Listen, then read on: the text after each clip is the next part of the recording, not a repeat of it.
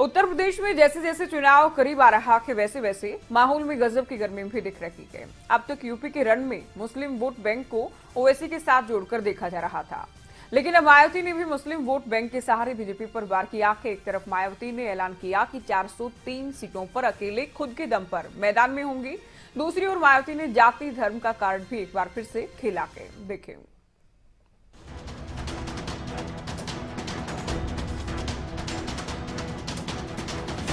मुस्लिम vote bank को लेकर BSP supremo Mayawati ने अपनी सियासी चाल बदल दी है। 2019 के लोकसभा चुनाव में मुसलमानों से वोट मांगने वाली मायावती इस बार भी मुस्लिम, दलित और ब्राह्मणों के साथ लेकर जाटों को जोड़ने की तैयारी कर रही है। मायावती की नजर यूपी के दंगल में 403 विधानसभा सीटों में अनुसूचित वर्ग के लिए आरक्षित 86 विधानसभा सीटों पर भी है। सामान्य विधानसभा की सीटों पर भी अलग से इन वर्गों के अन्य लोगों को भी लगाया हुआ है, जिनकी मैं पिछले महीने समीक्षा कर चुकी हूँ।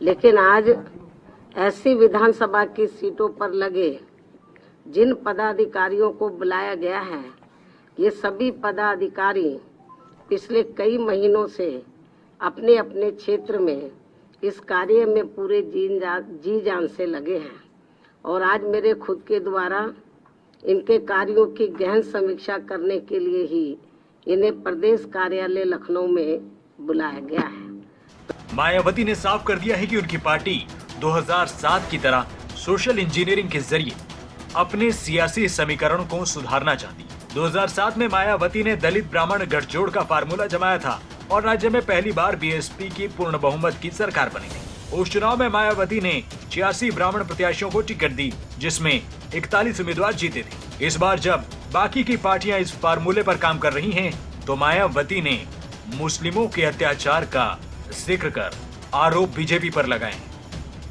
अनुच्छेद 340 के तहत इनको ये सुविधा देने के लिए तब फिर कमीशन बना, लेकिन इस मामले में अति दुख की बात ये भी रही है कि केंद्र में रही आज़ादी के बाद लंबे अरसे तक केंद्र में रही कांग्रेसी सरकार के समय में ही मंडल कमीशन की रिपोर्ट आने के बावजूद भी इस पार्टी की सरकार ने इसे लागू नहीं किया था, जिसे फिर बीएसपी ने ही अपने अथक प्रयासों से केंद्र में रही श्री बीपी सिंह की सरकार से लागू करवाया था और तब फिर जाकर देश में ओबीसी वर्गों के लोगों को, दलितों व आदिवासियों की तरह इन्हें भी काफी कुछ ये आरक्षण की सुविधा मिली है।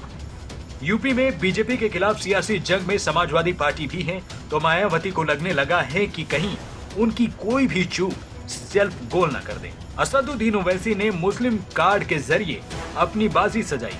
बहुजन समाज पार्टी की अध्यक्ष मायावती ने प्रबुद्ध और ब्राह्मण वर्ग का चुनावी कार्ड पहले से खेला है, तो अब मुसलमानों की खराब हालत के लिए बीजेपी को जिम्मेदार ठहराया। यूपी में मुस्लिम वोट बैंक समाजवादी पार्टी और बीएसपी के साथ रहा है।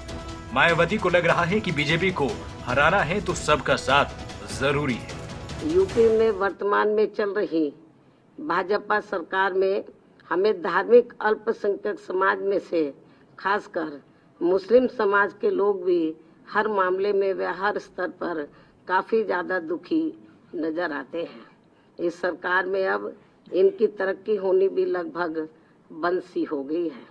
ज्यादातर फर्जी मुकदमों में फंसा के इनका काफी उत्पीड़न भी किया जा रहा है। जिस मायावती ने सीधी जुबान से मुस्लिमों से कभी वोट मांगा था, अब इस शब्द से वो इतनी सावधान दिखने लगी।